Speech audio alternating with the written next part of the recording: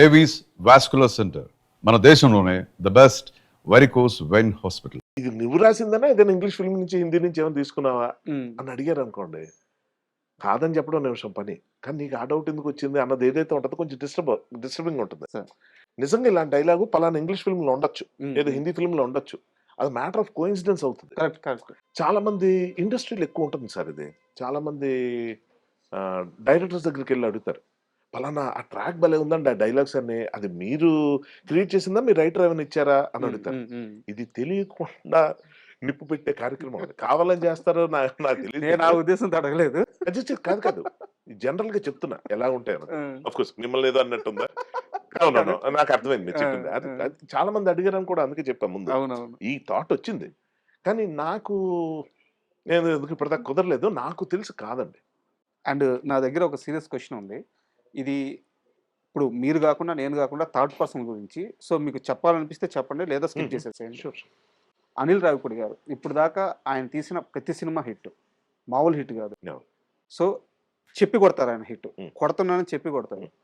ఈ cinema shooting లో ఉన్నప్పుడు కూడా చాలా నెగిటివ్ క్యాంపెయిన్ నడిచింది ఆయన మీద. పర్టికులర్ గా ఆయన మీదే నడిచింది. దొరికేస్తాడు దొరికేస్తాడు దొరికేస్తాడు. ఇంత ప్రెజర్ ఉన్నప్పుడు ఆయన సెట్ లో ఎంత కాన్ఫిడెంట్ గా ఉండేవాడు, వీటిని ఎలా ఛాలెంజింగ్ గా తీసుకున్నాడు? ఒక ఎక్స్పీరియన్స్ ఏమైనా ఉందా మీతో షేర్ చేసుకుంది? అందమైన అనుభవం అనే ఒక సినిమా ఉంది, ఇఫ్ ఐఎమ్ నాట్ రాంగ్. ఆ టైటిల్ కరెక్ట్ గుర్తురాట్లేదు, బట్ అందులో ఒక సీన్ చెప్తాను మీకు ఇది ఎక్స్ప్లెయిన్ చేయడానికి. అందులో రజనీకాంత్ గారు one of the heroes, Kamal Haasan గారు, రజనీకాంత్ గారు. సో ఆయన ఆ సినిమాలో అప్పటికే రజనీకాంత్ గారు ఫేమస్, ఏది ఇలా ఎగ్రెస్ సిగరెట్ పట్టుకోవడం స్టైల్.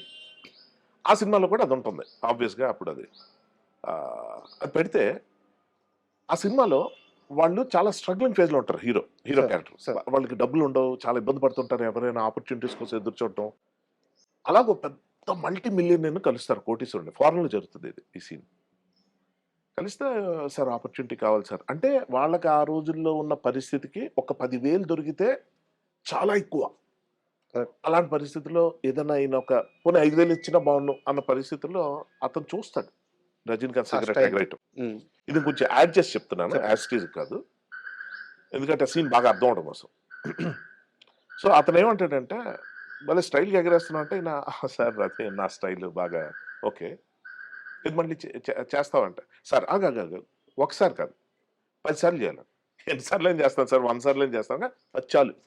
10 సార్లు కంటిన్యూస్గా చేసావు అనుకో, ఇందాక నువ్వు అడిగావు కదా డబ్బులు, అదే 10,000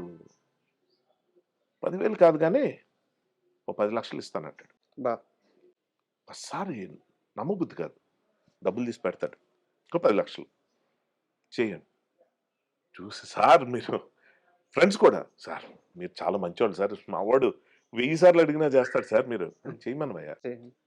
సరే సార్, ఒక కండిషను, నువ్వు గెలిస్తే 10 లక్షలు ఇస్తానన్నా, నువ్వు ఓడిపోతాను సార్. మా దగ్గర అంత డబ్బులు అడగట్లా, నాకు నీ చిటికిన వేలు కోసిస్తావా అని అడుగుతాడు.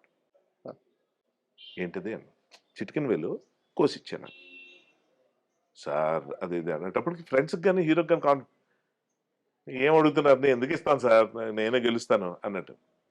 ఇక్కడి నుంచి స్టార్ట్ అవుద్దండి.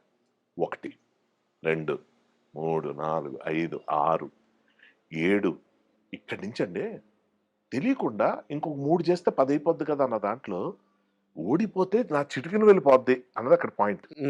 సో 8కి వస్తుందండి. ఆల్మోస్ట్ 6 దగ్గర నుంచి టెన్షన్ పీక్స్లోకి వెళ్తుంది. అలా జస్ట్ ఆ మిస్ అంటే పోయేది ఇక్కడ జస్ట్ ఏదో మామూలుగా అడిగితే 100 సార్లు చేయొచ్చు, చిటికిన వెళ్ళి ఇచ్చేయడం ఏంటి, 1 పోతే ఏం లాసు, వస్తే ఏం ప్రాఫిట్. అప్పుడు ఇంకొక సిగరెట్ అలాగే 7 దాకా వస్తుందండి. 8కి వచ్చేటప్పటికి చెమటలు పడుతుంటాయి ఒక్కొక్కడికి, ఫ్రెండ్స్కి కానీ హీరోకి కానీ, రజనీకాంత్ గారు. అప్పుడు 8 పట్టుకునేసరికి ఆల్మోస్ట్ ఇంకా 2 ఉన్నాయి, 9. ఆ ఓనర్ అలాగే చూస్తుంటాడు అండి, కాన్ఫిడెంట్గా ఉంటాడు. వీడికి చెమట్లు అంటే ఇది కానీ మిస్ అయితే నా వేలు పోద్దా అని చెప్పి 9 అది ఇచ్చేస్తాడు, పట్టుకుంటాడు. అమ్మా ఇంకొకటి అనేటప్పటికి 10 పట్టుకోడు పారిపోతాడు. మీరు చెప్తుంటే వాళ్ళకి కదా నాకు పడుతున్నా.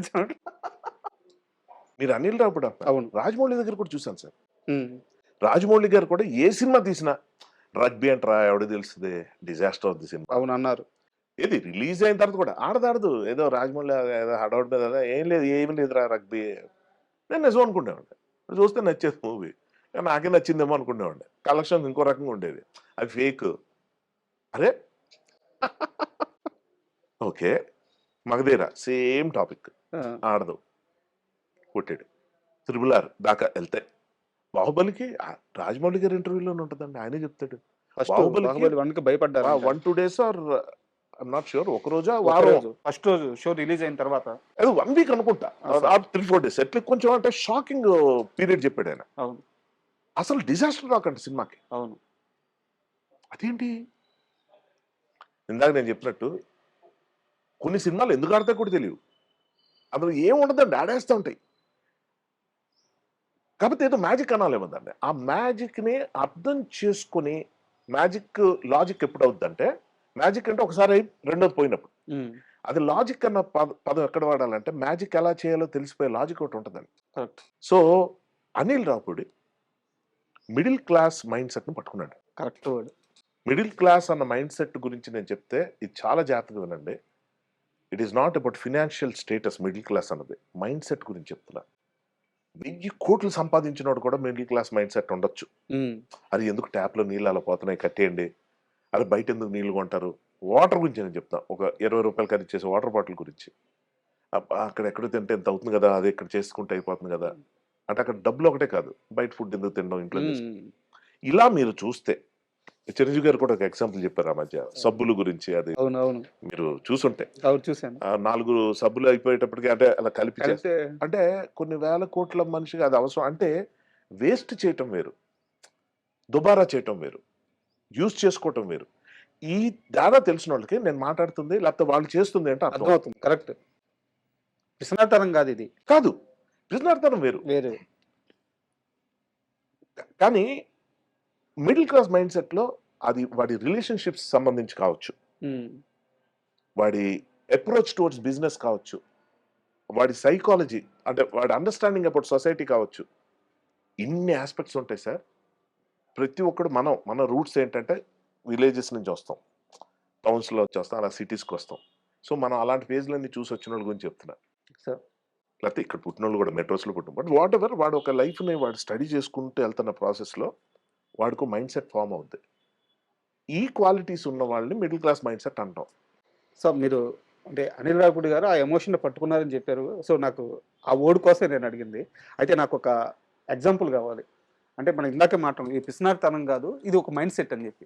ఇండస్ట్రీలో మీరు తిరిగే హీరోల్లో గాని, ఆర్టిస్ట్‌లో గాని, టెక్నీషియన్‌లో గాని ఇలాంటి మైండ్ సెట్ ఒక మిడిల్ క్లాస్ మైండ్ సెట్ ఇంకా పోకుండా ఉండే మనిషి మీ ఫ్రెండ్స్‌లో గాని ఎవరైనా ఉంటే ఆ మనిషి పేరు చెప్పండి. కాదు పోకుండా ఉన్నవాళ్ళ. అంటే అలా ఆ మైండ్ సెట్ ఉన్నవాళ్ళు. రాజీవ్ చాలా మందండి. హ్మ్. రాజీవ్ వెరీ గ్రౌండెడ్‌గా సార్ మీకు ఒకటే చెప్తా. అది నేను చెప్పక్కర్లా పేర్లు. హ్మ్. మీకు ఒక స్టేజ్ మీద మైక్ పట్టుకొని మాట్లాడే ఎవ్వరైనా సరే, మీరు సందీప్ రెడ్డి వంగాని తీసుకోండి. అంటే ఏ రాజమౌళి గారిని తీసుకోండి. హ్మ్. అలా చెప్పుకుంటూ పోతే అదే చాలా మంది ఉన్నారండి. కొంతమందికి మనకి ఎలాగంటే వాళ్ళకి వాళ్ళ యాటిట్యూడ్, వాళ్ళ పర్స్పెక్టివ్ దానివల్ల అర్థం కాకపోవచ్చు. తెలిసిపోతాయి. హ్మ్. కాదు చాలా ఈజీగా తెలిసిపోతాయి. వాళ్ళకి ఎలాగుంటుందంటే ఒక రకమైన మదం, ఒక హ్మ్. రకమైన గర్వం. అది తెలిసిపోతుందండి. మేము కారణ జన్ములం, ఇక్కడ మేము ఇలాగ పుట్టడం చాలా గొప్ప విషయం అని మాట్లాడేవాళ్ళు చాలా మంది ఉంటారు. అది వేరు. హ్మ్. మంచితనం ఫేక్ చేసేవాళ్ళు కూడా ఉంటారండి. చాలా ఇంపార్టెంట్ పాయింట్. ఓకే. మంచితనం ఫేక్ చేసేవాళ్ళు ప్రేక్షక దేవుళ్ళు లేకపోతే మేము లేము. ఈ డైలాగులు ఎవరైనా చెప్పొచ్చు. కానీ నిజంగా ప్రేక్షక దేవుళ్ళ కోసం ఎవరేం చేస్తున్నారు ఇస్ ద క్వెషన్. సో మీరు చెప్తే నా ఫ్రెండ్ సర్కిల్‌లో నేను చూసిన వాళ్ళలో అంటే నేను ప్రతి ఇంటర్వ్యూలో ఈ మధ్య ఫ్రీ పబ్లిసిటీ ఇస్తున్నాను రాజీవ్‌కి. నేనిచ్చే పబ్లిసిటీతో పనే ఉంది గానీ, మా మా బ్యాచ్‌లో సూపర్ స్టార్, మెగాస్టార్, హ్మ్. Lovely person. అంటే చాలా గ్రౌండెడ్‌గా ఉండేవాళ్ళని మీరు గుర్తుపట్టేయచ్చు సార్. నేను చెప్పక్కర్లా. చాలా మందున్నారు. హీరోస్‌లో చూసుకుంటే 'నితిన్' గాని, 'విజయ్ దేవరకొండ', 'నాని' గారు హ్మ్. హ్మ్. ఎవరినైనా. సో నాకు తెలిసి ఈ ఎగ్జాంపుల్స్ అన్నిటిని లెక్కేసుకుంటే అనిల్ రావు